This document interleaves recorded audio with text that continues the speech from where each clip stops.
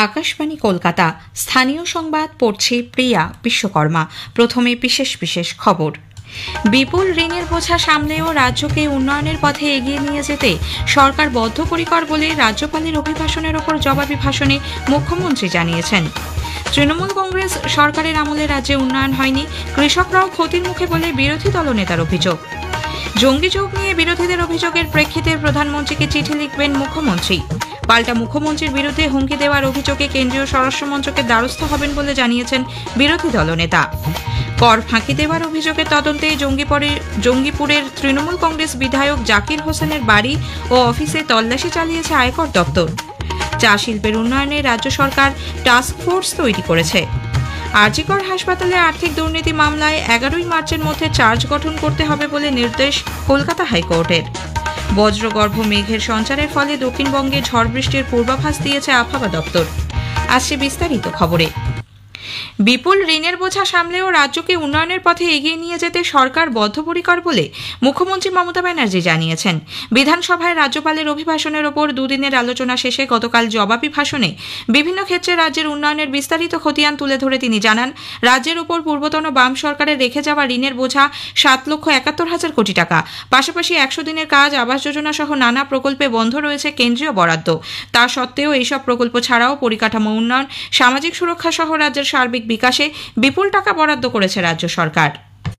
গঙ্গাসাগর মেলা 1 পয়সাও দেন না, যেটা ইনকাম হয় সেটাও নিয়ে চলে যায় ইউপিতে। কতদিন বলেছিলাম একটা গঙ্গাসাগর সেতু করে দাও, বলতে বলতে আমার মুখ শুকিয়ে গেছে। ওই বিরোধী দলের নেতারা, হিন্দু ধর্মের পথপ্রদর্শক, একবারও বলেছিলেন কেন্দ্রীয় সরকারকে গঙ্গাসাগর সেতুটা করা উচিত? না, করেননি। আমরা সেতুটা করছি। এদিকে রাজ্যপালের ভাষণের সঙ্গে বাস্তবের কোনো মিল নেই বলে বিজেপি দাবি করেছে। গতকাল বিধানসভার বাইরে ধর্ণা মঞ্চ থেকে বিরোধী দলনেতা অভিযোগ করেন, রাজ্যে 61টি রেল প্রকল্প, নতুন বিমানবন্দর ও জাতীয় সড়ক নির্মাণে জমি দেওয়া হয়নি। তৃণমূল কংগ্রেস সরকারের আমলে 51টি এমপ্লয়মেন্ট এক্সচেঞ্জ বন্ধ করে দেওয়া হয়েছে। কৃষক সম্মান নিধি যোজনায় 81 লক্ষ কৃষকের নাম না পাঠিয়ে এবং প্রধানমন্ত্রী ফসল বীমা যোজনা চালু না করে মুখ্যমন্ত্রী রাজ্যে কৃষকদেরও ক্ষতির মুখে ফেলে দিয়েছেন বলে দাবি করেন তিনি। রাজ্যপাল মহোদয়ের ভাষণে যেগুলো আছে আপনারা দেখবেন। প্রথমে যদি আপনারা চান রাজ্যের উন্নয়নের কথা, তাহলে দেখবেন রাজ্যের উন্নয়নের ক্ষেত্রে যে কথা বলা হয়েছে তার সঙ্গে বাস্তবের কোনো মিল নেই। 61টা রেল প্রজেক্ট, সেখানে জমি দেওয়ার ব্যবস্থা হয়নি। তৃণমূল কংগ্রেসের মততেই রাজ্যে জঙ্গিদের বারবারন্ত বলে বিরোধীদের তোলা অভিযোগ খারিজ করে দিয়ে মুখ্যমন্ত্রী বলেছেন, সন্ত্রাসবাদীদের সঙ্গে তাঁর যোগাযোগের তথ্য প্রমাণ করতে পারলে মুখ্যমন্ত্রীর পদ ছেড়ে দেবেন তিনি। গতকাল বিধানসভায় জবাবি ভাষণে মুসলিম লীগের সঙ্গে তাঁর জড়িত থাকা নিয়ে বিজেপির মন্তব্যের তীব্র সমালোচনা করে বিরোধী দলনেতার এই ধরনের মন্তব্যের বিষয়ে প্রধানমন্ত্রীকে চিঠি লিখবেন বলে জানান মুখ্যমন্ত্রী। আমাকে বলেছে আমি নাকি হিন্দু ধর্মকে তাচ্ছিল্য করি আর আমি মুসলিম লীগ করি।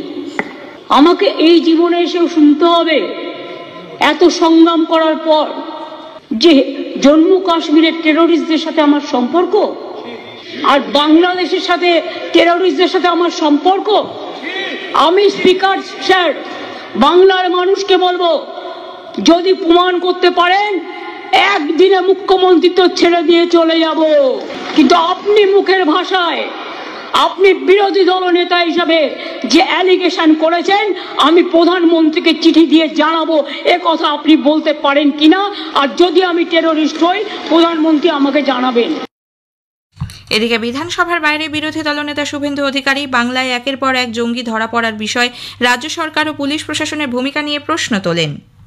মমতা ব্যানার্জি আপনার রাজ্যে 7 শেখ আনসারুল বাংলা, তিনি 1.5 বছর ধরে মুর্শিদাবাদের হরিহর পাড়ায় হাজেরি মাদ্রাসা চালালেন।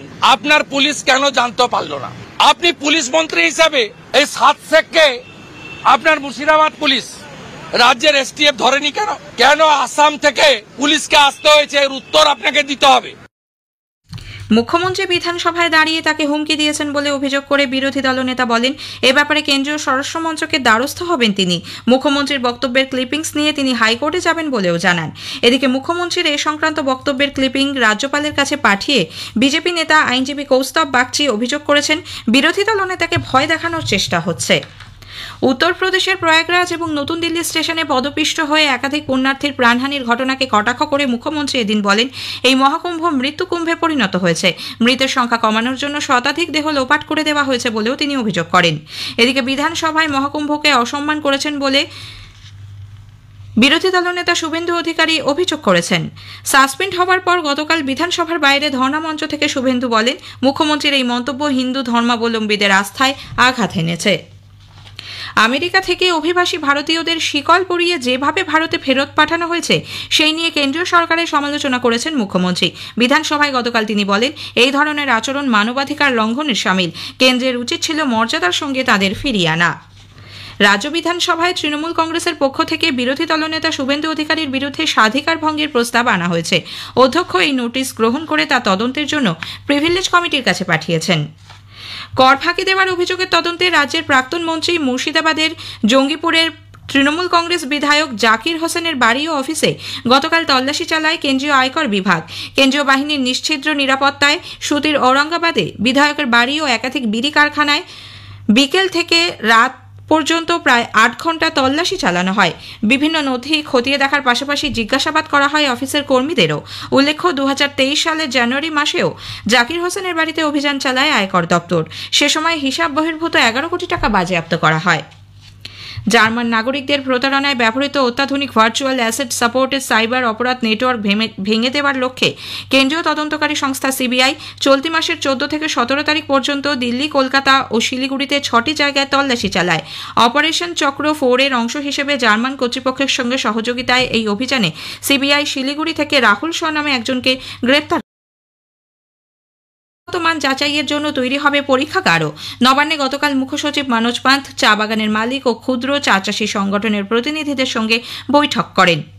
নবান্ন সূত্রে খবর, প্রস্তাবিত এই টাস্কফোর্সের কাজ হবে কাঁচা চা পাতা তোলা বন্ধ করা, চা বাগানের অব্যবহৃত জমিতে চা পর্যটনে উৎসাহিত করা এবং সার্বিকভাবে চা শ্রমিকদের উন্নতি সাধন। কীটনাশকের ব্যবহার বাড়ায় চায়ের গুণগত মান নষ্ট হচ্ছে বলে একাধিক অভিযোগের প্রেক্ষিতে টাস্কফোর্স ব্যবস্থা নেবে বলে মুখ্যসচিব জানিয়েছেন। বেঞ্চ গতকাল জানিয়েছে, আগামী মাসের 3 তারিখের মধ্যে অভিযুক্তদের প্রয়োজনীয় নথি পরীক্ষার কাজ শেষ করতে হবে। এরপর বিচার প্রক্রিয়া কিভাবে এগোবে তা নিয়ে প্রয়োজন হলে বিশেষ আদালতের বিচারক এবং সব পক্ষের আইনজীবীদের নিয়ে বৈঠক ডাকা হতে পারে। এর ফলে বিচার প্রক্রিয়া দ্রুত সম্পন্ন করা সম্ভব হবে বলে ডিভিশন বেঞ্চ মত প্রকাশ করেছে।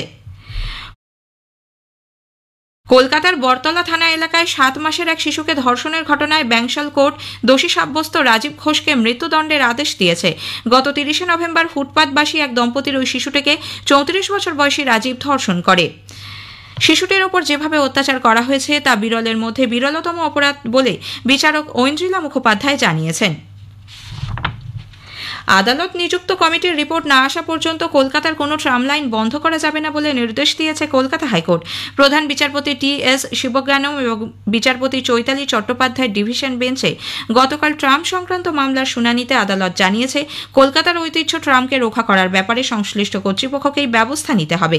একই সঙ্গে কাদের নির্দেশে খিদিরপুরে ট্রাম লাইন বন্ধ করা হয়েছে করার ব্যাপারে সংশ্লিষ্ট কর্তৃপক্ষকেই ব্যবস্থা নিতে হবে।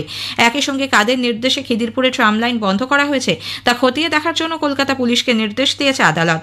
2 সপ্তাহ পরে মামলার পরবর্তী শুনানি। সিগন্যাল এবং অন্যান্য প্রযুক্তিগত কাজের জন্য হাওড়া ময়দান ও সেক্টর 5 করিডোরে দ্বিতীয় দফায় আগামীকাল থেকে রবিবার সম্পূর্ণ ট্রাফিক ব্লক থাকবে। এই কারণে ওই 4 দিন হাওড়া ময়দান, এসপ্ল্যানেড এবং শিয়ালদহ সেক্টর 5 এর মধ্যে কোনো ট্রেন চলাচল করবে না। পশ্চিম বর্ধমানের অন্ডালের বহুলা এলাকায় স্নান করতে গিয়ে ইসিএল এর বালিবাঙ্কার জলাধারের জলে ডুবে এক মাধ্যমিক পরীক্ষার্থীর মৃত্যু হয়েছে। মৃতের নাম প্রিন্স সিং। গতকাল পরীক্ষা দিয়ে এসে ওই জলাধারে স্নান করতে গিয়ে সে ডুবে যায়। বঙ্গোপসাগর থেকে বায়ুমণ্ডলের নিচের স্তরে বেশি মাত্রায় জলীয় বাষ্প প্রবেশ করায় বজ্রগর্ভ মেঘের সঞ্চারের ফলে দক্ষিণবঙ্গে আজ থেকে 22 তারিখ পর্যন্ত বজ্রবিদ্যুৎ সহ হালকা বৃষ্টির পূর্বাভাস দিয়েছে আবহাওয়া দপ্তর। আলিপুর আবহাওয়া দপ্তরের অধিকর্তা ডক্টর হাবিবুর রহমান বিশ্বাস জানিয়েছেন, বৃষ্টি হতে পারে উত্তরবঙ্গের হিমালয় সন্নিহিত জেলাগুলিতেও। 19 আর 20 এই দুদিনে আমাদের দক্ষিণবঙ্গের কয়েকটা জেলায় বজ্রবিদ্যুৎ সহ বৃষ্টিপাতের সম্ভাবনা রয়েছে। তার জন্য আমাদের বজ্রবিদ্যুৎ সহ বৃষ্টিপাতের কিছুটা সতর্কতাও রয়েছে কয়েকটা জেলায়। জেলাগুলো মূলত সতর্কতা রয়েছে। 19 তারিখে আছে পূর্ব পশ্চিম মেদিনীপুর, উত্তর দক্ষিণ 24 পরগনা, কলকাতা, হাওড়া, হুগলি, বাঁকুড়া। আর 20 তারিখে রয়েছে পুরুলিয়া, ঝাড়গ্রাম, পূর্ব পশ্চিম মেদিনীপুর আর পূর্ব পশ্চিম বর্ধমান, বীরভূম, নদিয়া উত্তর